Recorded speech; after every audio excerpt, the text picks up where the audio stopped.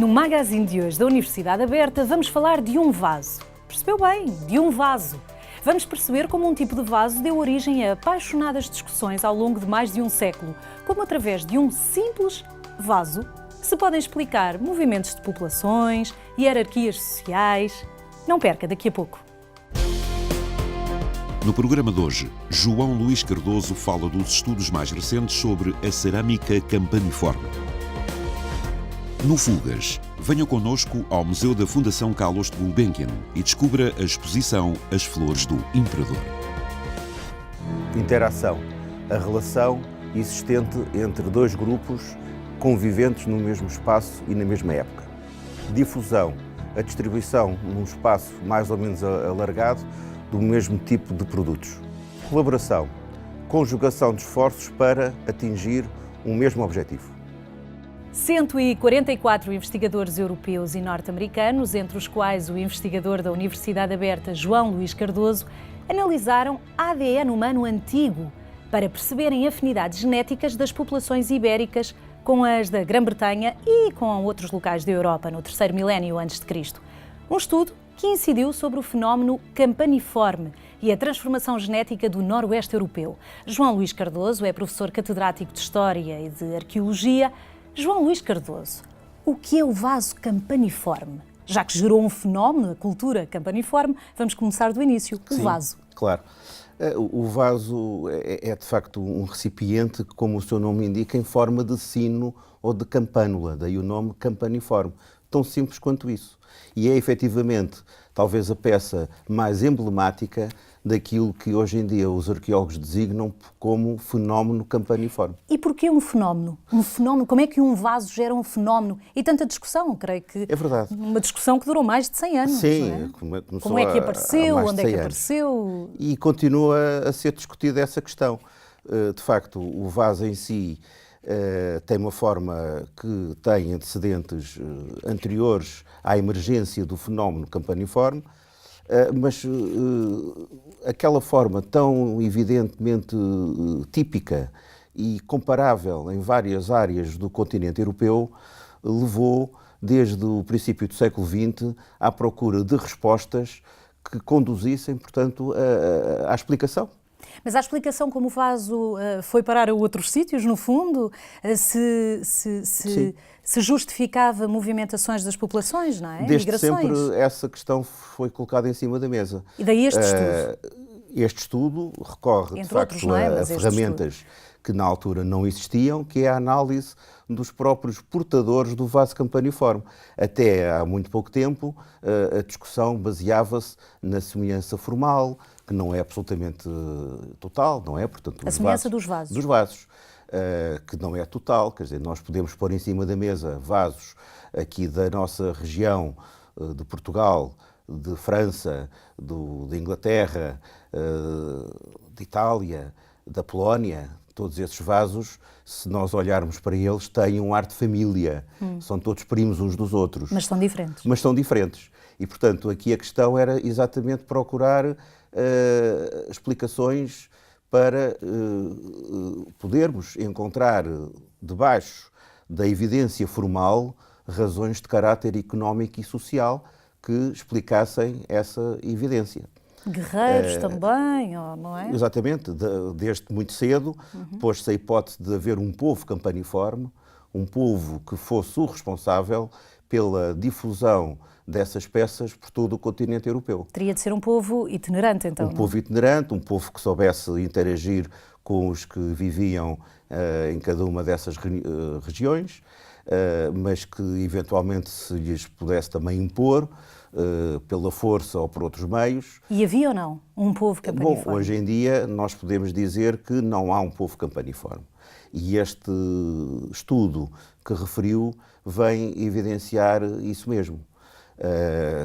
Esta ferramenta de que eu falava, o ADN, foi muito útil para este trabalho que foi agora publicado, porque evidencia justamente a ausência de um povo campaniforme e procurou encontrar justificações a partir de outros modelos sociais e de organização social das comunidades de então. Por exemplo? Por exemplo, verifica-se que em meados do terceiro milénio antes de Cristo, a Europa recebeu um influxo muito grande de povos oriundos do leste, das estepes. Esses povos muito rapidamente interagiram com os ocupantes desses territórios, estamos a falar, portanto, na Europa Central, essencialmente, e admite-se que a difusão do vaso campaniforme foi veiculada por esses povos, que eram povos, de facto, que vieram do leste e que rapidamente se expandiram por toda a Europa. Então o percurso veio do leste para o litoral, para o nosso litoral. Para o oeste. Foram os portadores dessas produções ditas campaniformes. Foram os portadores, não quer dizer que tenham sido os primeiros utilizadores dessas produções. Sabe-se quem foram os primeiros? Com base nas análises de radiocarbono, que é uma outra ferramenta muito importante que os arqueólogos utilizam no seu dia-a-dia, podemos dizer que os vasos campaniformes mais antigos se situam justamente na nossa região de Lisboa e do Vale do Tejo. Bom, então o vaso é nosso, é português. Eu diria que os vasos mais antigos conhecidos e que nós designamos por marítimos são esses vasos tipicamente em forma de campânula ou de sino, têm uma decoração feita a pontilhado, em bandas horizontais. O pontilhado era O pontilhado era produzido por uma impressão de uma matriz. Podia ser um pente, há quem diga que pudesse ser até o bordo de uma concha, aquele bordo com serrilha natural das conchas. Portanto, era uma matriz que se imprimia na pasta mole, o que resulta, portanto, numa decoração absolutamente característica e típica dessa... E serviam para guardar o quê? Essencialmente, as análises que foram feitas até agora mostram que eram recipientes para beber, e para beber bebidas fermentadas, do tipo da cerveja. Sendo assim, é de aceitar que podiam ser utilizados em cerimónias rituais, em festins. Portanto, eram vasos que provavelmente não seriam utilizados no dia-a-dia das populações. Ou seja, o seu uso era reservado a ocasiões especiais e também a comunidades próprias que os utilizavam. Na mesma região, e isso parece ser evidente aqui na própria região de Lisboa e do Vale do Tejo, havia comunidades que os usavam e, ao mesmo tempo, comunidades que não os usavam. E podia ser também considerado um objeto de estatuto social? Das Estatuto elites? social, das elites, de um dado grupo social, sim. Agora, falar em povo, voltando outra vez à pergunta inicial, isso será abusivo.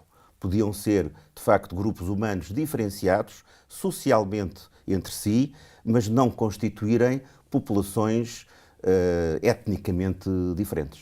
Uma vez foi um estudo genético, antropológico, arqueológico e até sociológico, no fundo, não é?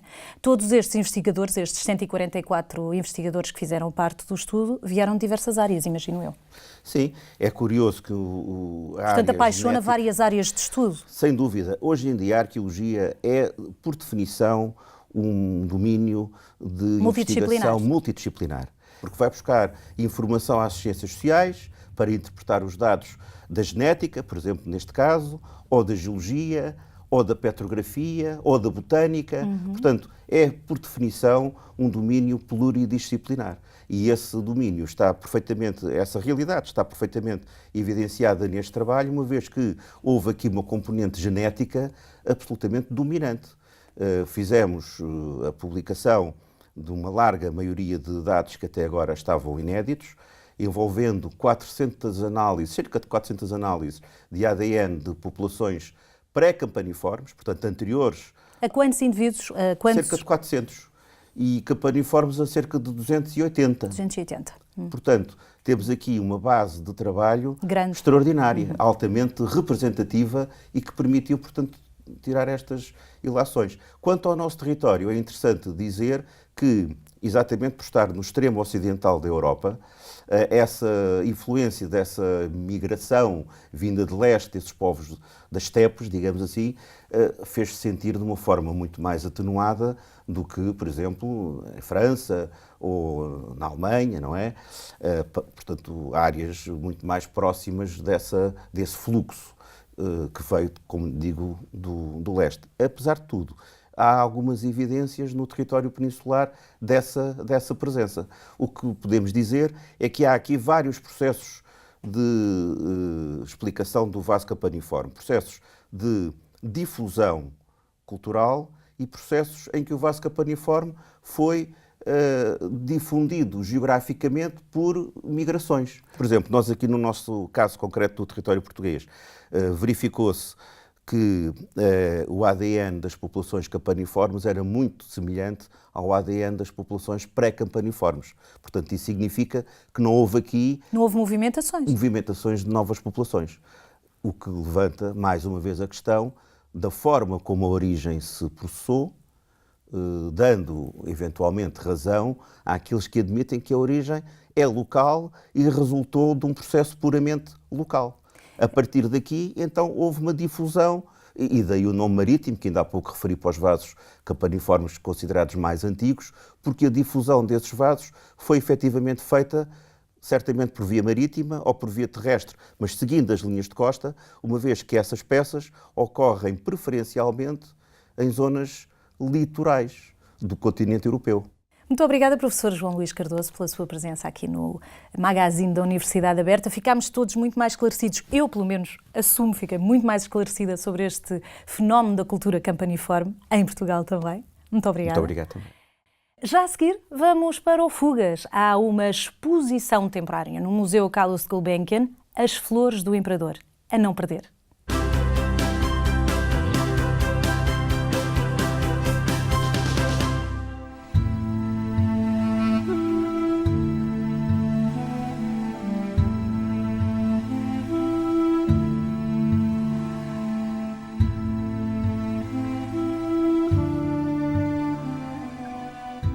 Esta exposição tem como ponto de partida 2 tapetes de Enda Mogol que pertencem à nossa coleção, à coleção do Museu Gulbenkian, e são tapetes do século XVII que têm um tipo de decoração floral muito específica. A exposição é uma história de como é que se chegou a esse tipo de decoração. E a partir de certa altura nós vamos assistir à chegada aos portos europeus de novos produtos, de sementes de bulbos, de plantas e flores até então desconhecidas. E essas sementes e esses bulbos vão ser cuidadosamente aclimatados, plantados e depois descritos e estudados por botânicos, e surgem então os primeiros álbuns de botânica, que vão ter uma circulação pela Europa e depois vão também chegar aos espaços imperiais. E vão chegar aos espaços imperiais e ao Império Mogol pela mão de diplomatas, de viajantes, de comerciantes e também através dos jesuítas. E são esses álbuns profusamente decorados que vão influenciar os artistas locais.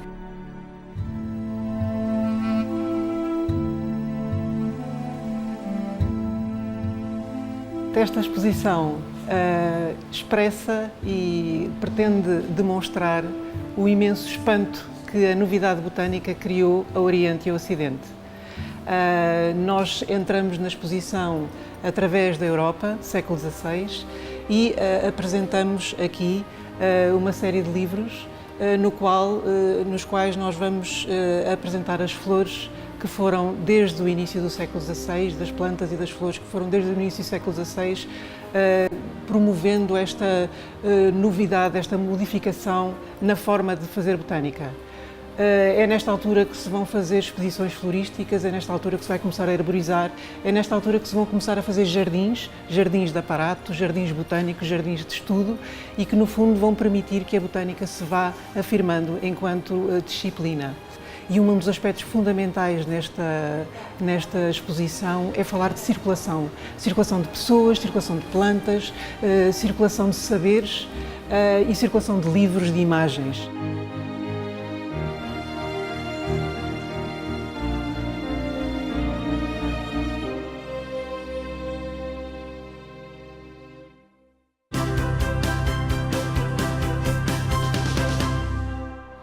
Para que servem as ciências sociais? Partilha de percursos e experiências.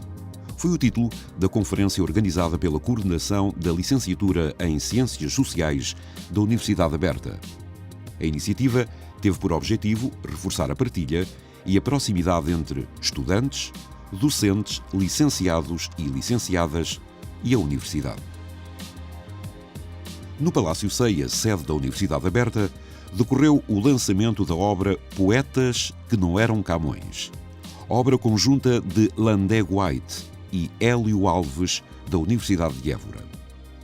No evento, organizado pelo Departamento de Humanidades da UAB, prestou-se homenagem a Landé White, poeta, tradutor, professor na Universidade Aberta e recentemente falecido. Radicado em Portugal desde 1994, o professor, de origem galesa, deixou uma obra notável de tradução e divulgação da literatura portuguesa, em particular da obra de Luís de Camões, reconhecida pela Assembleia da República em dezembro de 2017. A Universidade Aberta disponibiliza, no âmbito da aula aberta, em acesso aberto e de forma inteiramente gratuita, temas e recursos para uma experiência de aprendizagem online. Aposte na sua educação. Navegue livremente entre os vários temas apresentados. Explore os recursos multimédia e participe nas atividades propostas.